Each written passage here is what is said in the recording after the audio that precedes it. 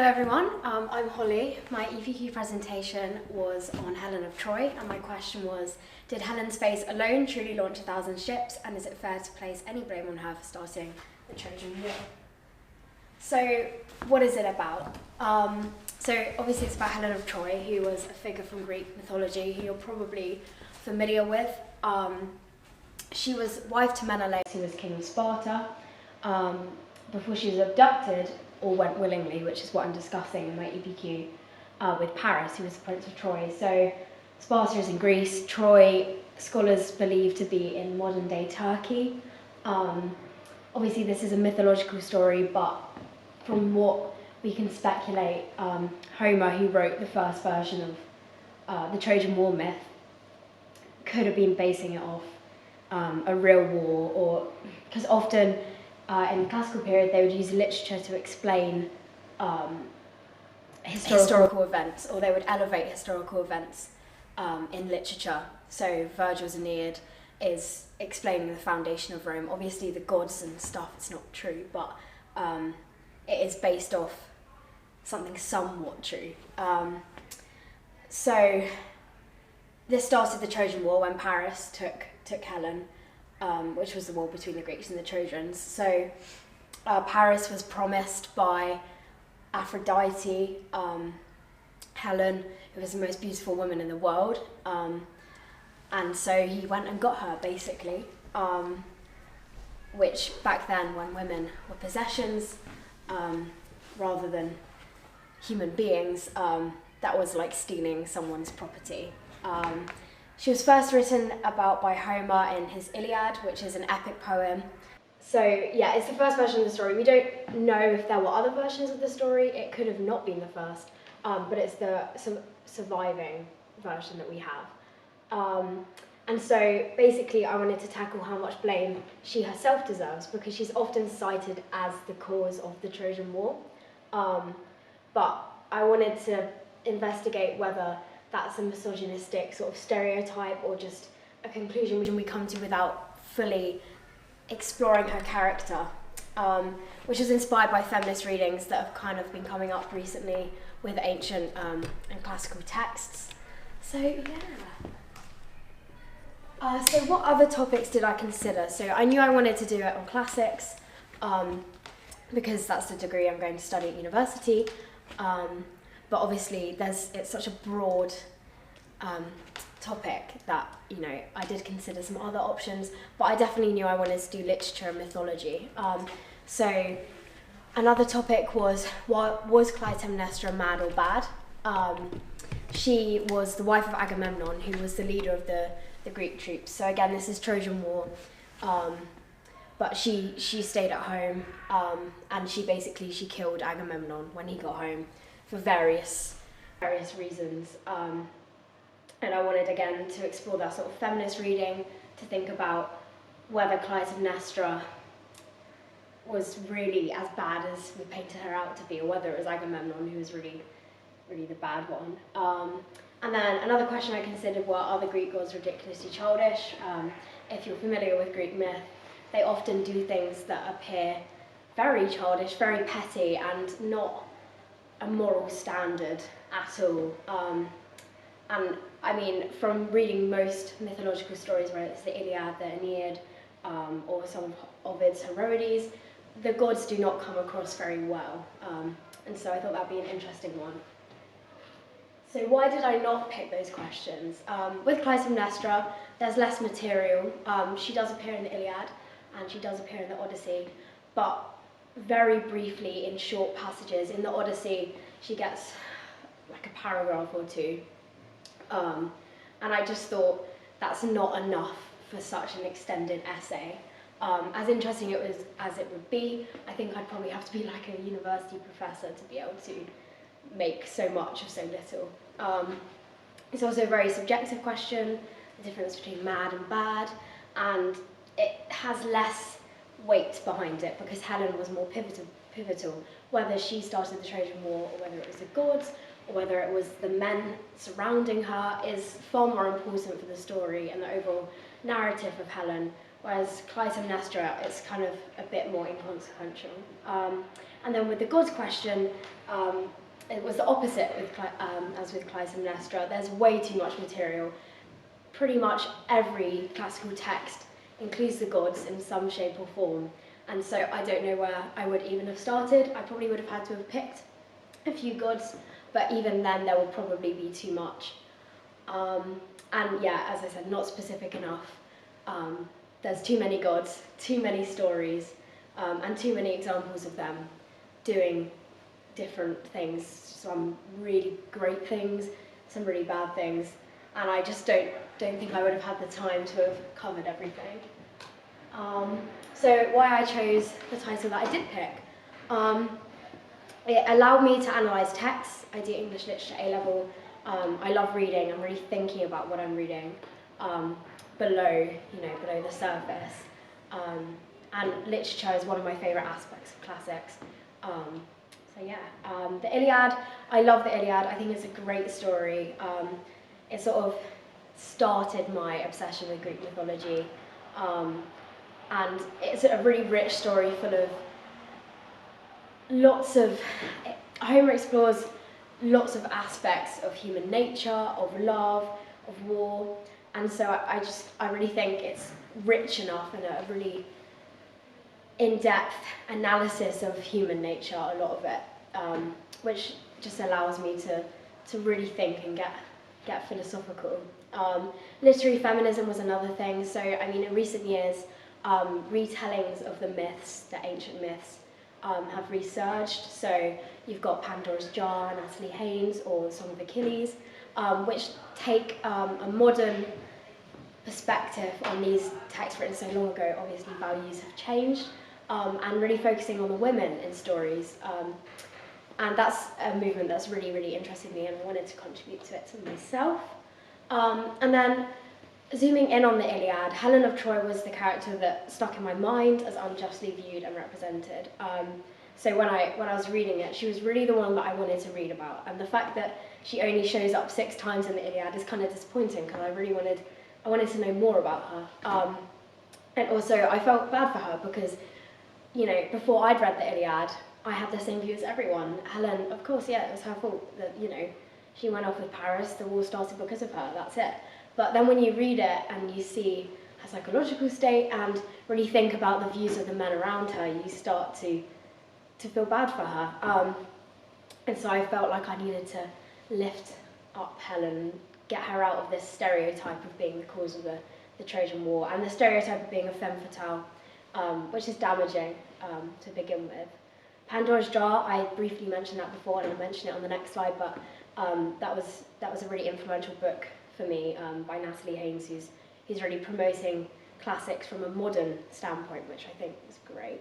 A classics degree, obviously I want to study classics, as I said, and so I really wanted to pick an EPQ that related to classics, not just because it's my primary interest and something I'm passionate about, but because I wanted to get some practice in for writing university-style dissertations on the subject that I will be doing. I think it will really, really help me and give me that extra step before I get to university. As I said, takes a university research as well, so not just writing about classics, but researching, knowing the resources I can use, and how one goes about researching ancient texts, because it is harder than researching modern texts because of translation issues and fragments missing, such as Sappho 16, a poem I used, is a fragment, and taking that into consideration is really important when it comes to classics, so I think getting that practice in was really great. And then mythology is just an aspect of classics that I'm really interested in personally, and so I thought I would enjoy my EPQ, I'd maximise the enjoyment of my EPQ by picking my favourite aspect of classics, not just, picking classics itself. So yeah, as I said, Pandora's Jar, which is a book by Natalie Haynes, was one of my main sources of inspiration. So it's a non-fiction book where Haynes, in each chapter, explores a different woman from ancient myth and sort of reinterprets her story, talks about the male stereotypes that we have in relation to these stories and the misrepresentations we have relating to these stories. And she actually does have a chapter on Helen, which was just a taste of what what Helen's true character is like, and I really wanted to go further in depth because that was my favourite chapter. So yeah. So my planning. So my initial planning took the form of proposals, timelines, and breaking down my titles. So proposals, I did 3. The 3 titles I talked about, the one I picked, the Clytemnestra one and the Gods one, which really forced me to think about what I would have to include if I were to pick that question, which eventually led to me picking the question that I picked, because in having to physically write down everything that you're going to have to put into your EPQ, you realise whether you've got too much material, not enough material, or whether the question is something you can really base an argumentative essay off of. So that was really, really useful. And I'll talk about this later, but as I went on, I had to do a few more proposals to tweak my question. Timelines, these did not go so well to start with because I was planning way too far into advance. I mean, right up until the EPQ deadline, when really I did not know what doing an EPQ really entailed, the level of planning I'd have to do, level of research, and how long it would take me to write my essay and redraft it. I really didn't know. Of course, nobody does when they start an EPQ, and so I shouldn't have been so ambitious with my planning, and I probably should have done timelines for the next few weeks with important dates further on the line, just written down, because I had no way of knowing how far I'd be along in my EPQ in 6 months' time. So those were not so helpful to start with, but as I went on and did more timelines, they became more useful. And also breaking down my title was very important. Again, it's kind of like the proposals, but I did this once I picked my title, and I was doing mind maps and lists on kind of the areas of the title I wanted to explore, things I would have to research, and it sort of gave me, you know, an initial picture of what form my research would take, like context behind Helen of Troy, context behind the authors I was going to be researching, and things like that. I did them in the form of mind maps. I probably shouldn't have done that because my brain works very systematically and lists work better for me, and so they were slightly more confusing to start with, and it made me slightly unsure of what I was going to research, but I think I learnt that as I went along, that lists were definitely the better choice. So my later planning took the form of bulleted lists, as I've said. That's how I work the best, which I learned from doing an EPQ, which is really, really helpful. With proposed content and content I needed to research, so I've included some examples here. So text materials I'm going to research, Trojan Women by Euripides, the Odyssey, Song of Achilles, so on and so forth. Just having that list there, almost like a checklist of the things I needed to look at, so I didn't forget any texts, because when you're researching a broad range of texts, it would be easy to forget one, and sometimes it's very important to not forget one, because I mean, the Trojan Women by Euripides, for example, gives a very, very different perspective of Helen to the Odyssey or the Song of Achilles, and so you need that contrast.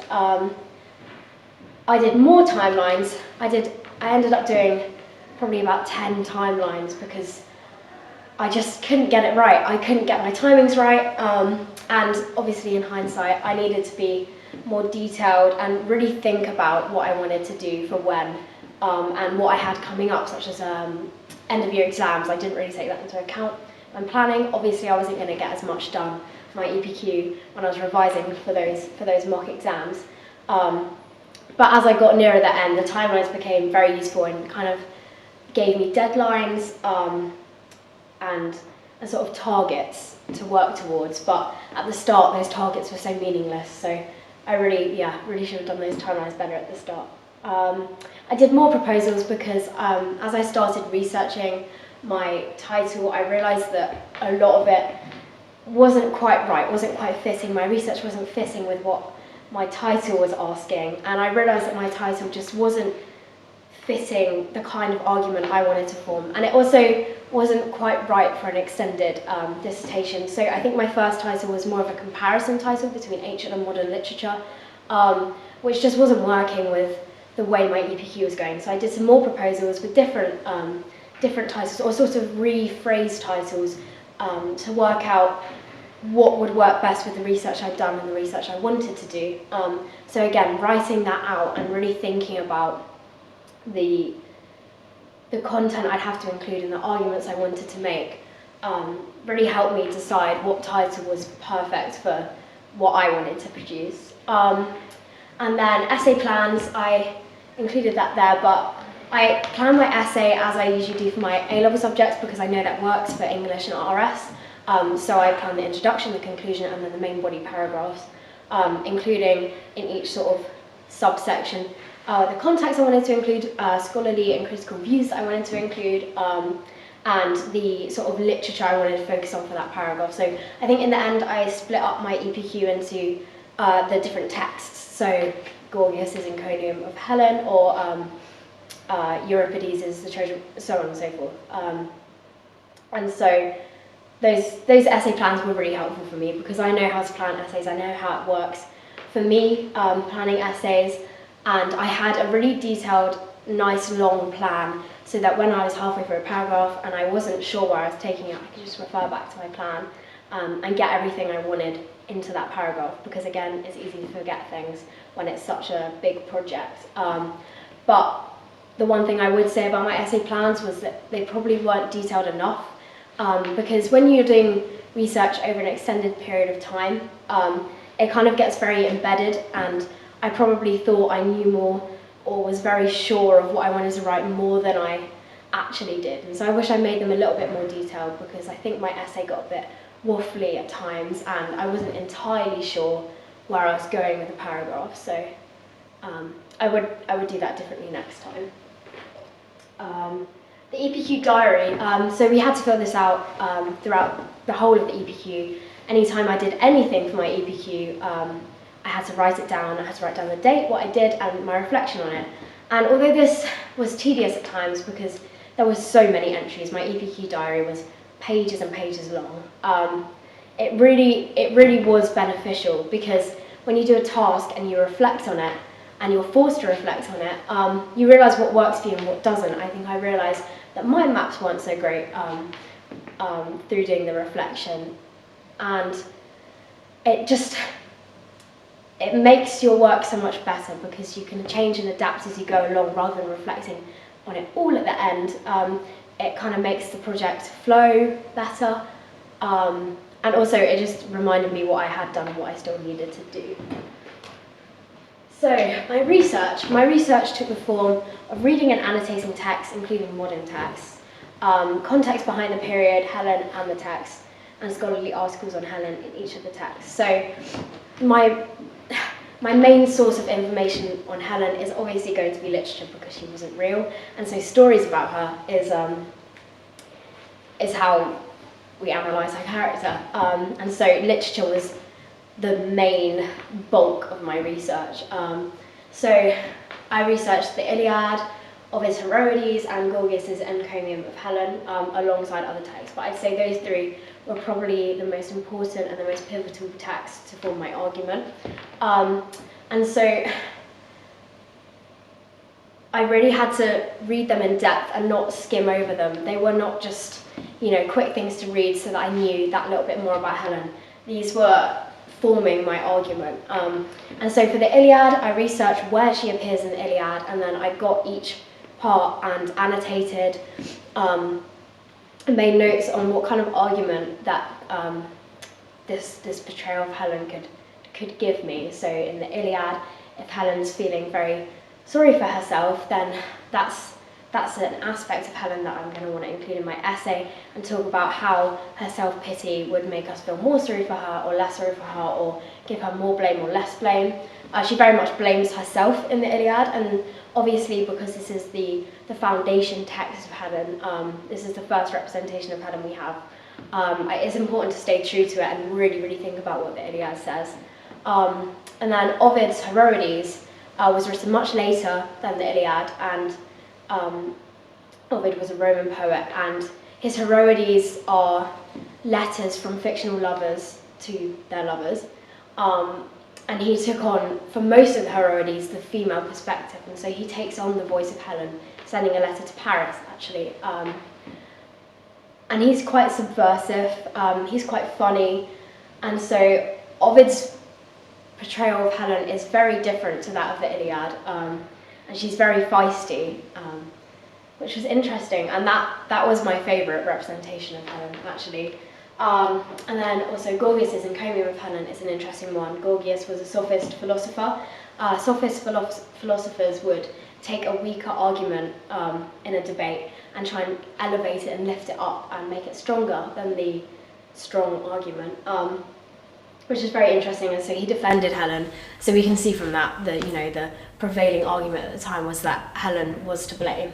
And it's really interesting because he portrays her as very weak compared to Ovid, who portrays her as this sort of defiant and clever woman. Gorgias just says, well, she was in love, and so it's not really her fault. She's too weak to be able to fight that love. And so yeah, these three texts all have very different representations of Helen, and they formed my main argument. So I really did spend quite a lot of time on those. And then I researched the context behind the period Helen and the text. So with these texts, I definitely did spend a considerable amount of time researching the author. So Homer, what kind of text is he writing? What is his purpose in writing? You know, he's writing in the ancient Greek period where women were not valued. And so, of course, Helen is only going to appear 6 times, because that's not what the Iliad is about. The Iliad is about men and men fighting and, you know, the wrath of men. Ovid, the context behind him, he has he has a big sort of discography of fighting for women, and it's very interesting considering he's an ancient man. His intent and purpose behind it may have been entertainment and not because of, you know, valuing women, but that's interesting because he does it for other women. It's not just Helen. And he went to rhetoric school where this was an exercise where you would argue for a fictional character. And then Gorgias, obviously the context of him being a sophist philosopher was very important, in that we know that perhaps his sympathy with Helen isn't real. It's just a philosophical exercise. And then obviously the context behind the period is very important. When I'm writing essays in English literature, you have to include context because it really does inform representation. Of course, all of these texts are not going to be saying, you know, women, let's challenge the patriarchy, because they don't view women like that. And so we do have to take that into consideration when I'm researching. And definitely researching the context first, which is what I did, was so helpful when it came to annotating these texts, because I know what to expect and I know sort of the influences on these texts. And then I also researched scholarly articles on Helen in each of the texts. So when you're writing an essay, it's important to have other views and views that are contradictory to your own, especially because the EPQ is such an independent project.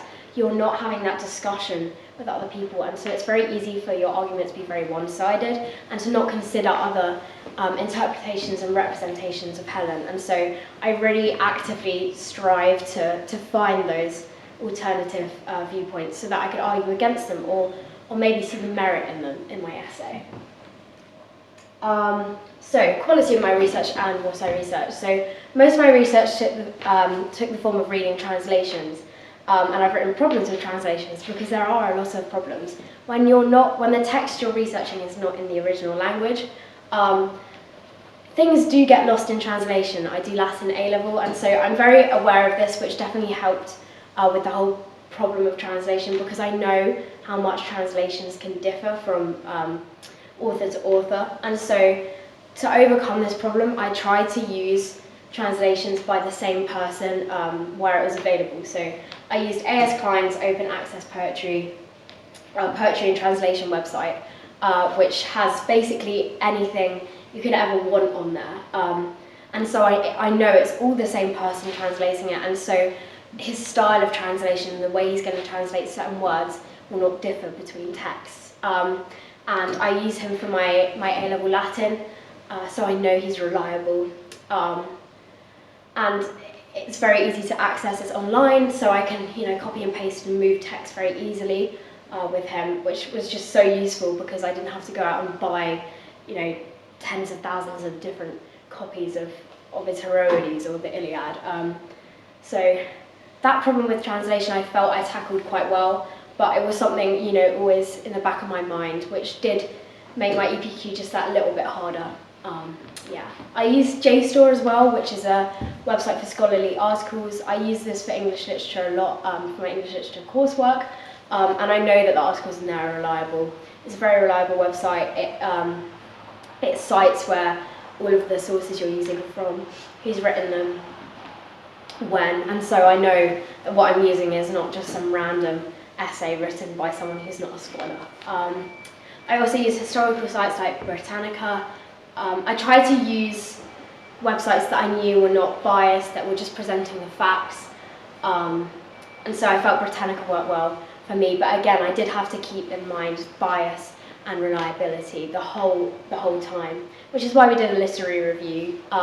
I then at the end looked over all the sources I'd used, thought about whether they're biased, how reliable they were, and admittedly there were a few websites I used that were questionable in their reliability, but because it's quite a niche topic, sometimes you have to use those obscure websites to find what you're looking for. But the literary review really helped at the end, and knowing that I had to do that at the end really made me think throughout my EPQ about what sources I was using, their bias, and I think it definitely made me select more carefully, and especially with the translation issue, it definitely made me realise that that was going to be a problem, and it was going to be something I'd have to think about quite carefully before starting my research.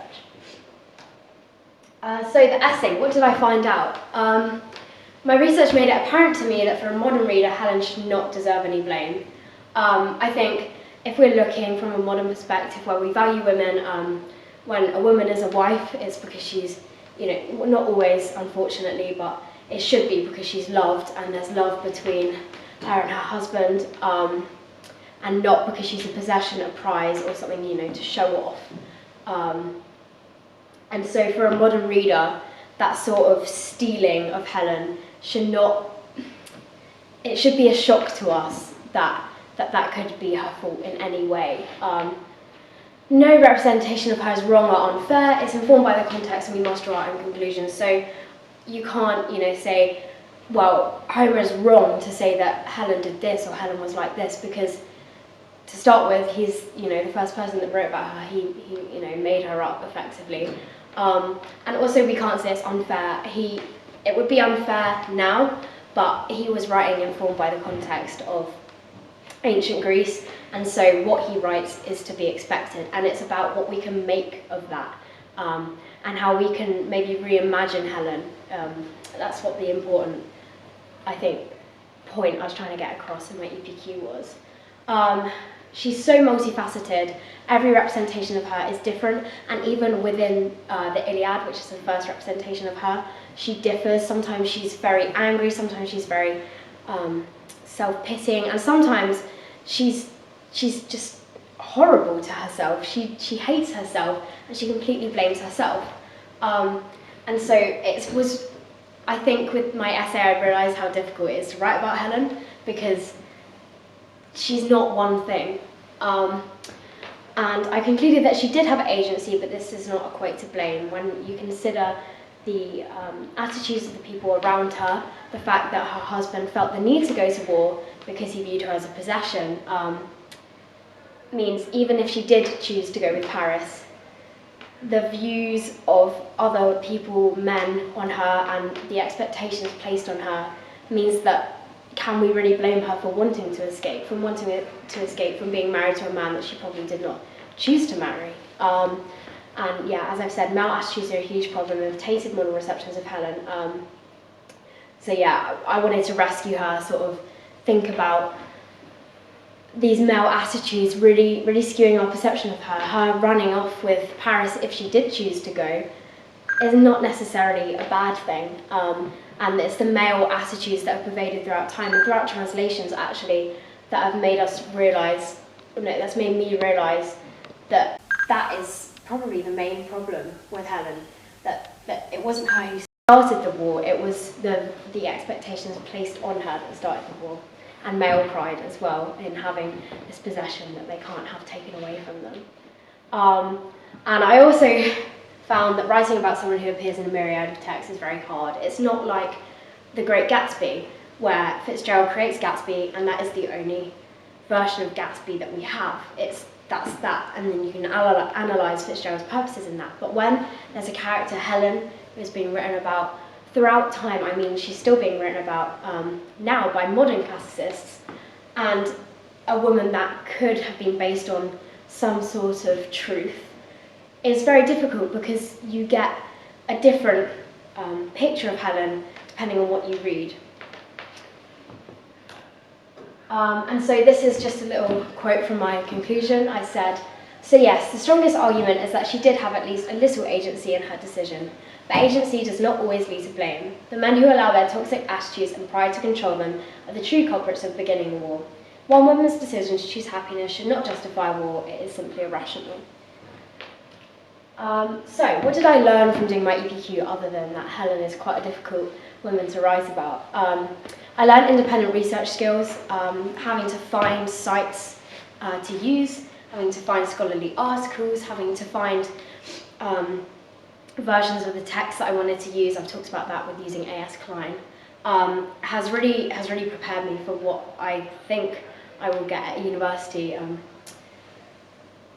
Knowing as well what to research. It's not just finding the websites and then, writing notes. It's thinking about where you're going to take your project. You really have to think about your end goal and what your conclusion is going to be and the kind of things that you need to discuss to be able to even start that research. And so that was something new to me, because when you're doing an essay in your A-level subjects, you get given a question, and that question basically tells you exactly what you need to research because it's so niche, whereas with a broader question that you come up with yourself, you really do have to think about the kind of information you want to include.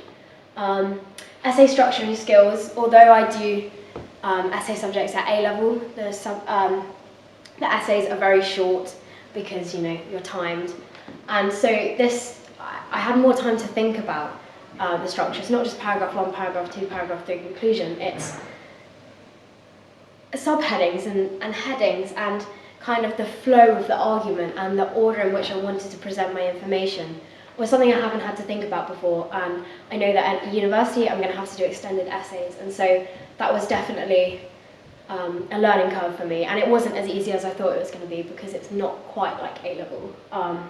As I said, how to write an extended essay, having a sustained argument throughout is different to an RS or an English literature essay, because it's not, as I said, not so niche, and so you really do have to make sure you're referring back to that question throughout. Time management is something I learned because an EPQ is spanned over a long time. It's not just it's not like a homework where you've got a week to do it. You've got to manage your own time. You've got a deadline, but up until then you have to know what stage you want to be at and when. And also fitting it in with my A-levels was definitely a learning curve for me. It was an extra thing that I had to think about. And so those timelines, as I said before, if I made them in a more useful way, I think probably that time management could have gone better. Being able to reflect on my own work when you give an essay in an A-level or GCSE, you get it back, you get feedback, and you think, okay, and then it's just that same cycle. Whereas this, you have to reflect on it throughout to be able to improve. It's not like you're giving it in every week. You're giving it in at the end after reflecting on your own work, editing it yourself, of course having a little bit of input from other people, but really think about what works for you as well, not just in terms of the essay and how you're writing it, but in terms of how you research the best, how you make notes the best, what kind of atmosphere you want around you when you're doing your EPQ work, whether you want to be in a busy room or whether you want to be on your own in silence, when to do the EPQ work, how you're going to fit it in with your A-levels, being able to reflect on what is working the best for you throughout, with the diary entries, with constant evaluation, was something I hadn't done before, and it's definitely something I want to implement with my A-levels because you're forced to think about how effectively you're working. So my strengths and weaknesses, I felt my essay writing, time management and research skills were all quite strong, which you know, that fits with the A-levels I'm doing. I've had lots of essay writing practice. I kind of know how to structure an essay, how to get argument throughout, where to put context in, where to put scholarly views in, and how to use them to elevate my argument. I felt I did that quite well because I have had practice.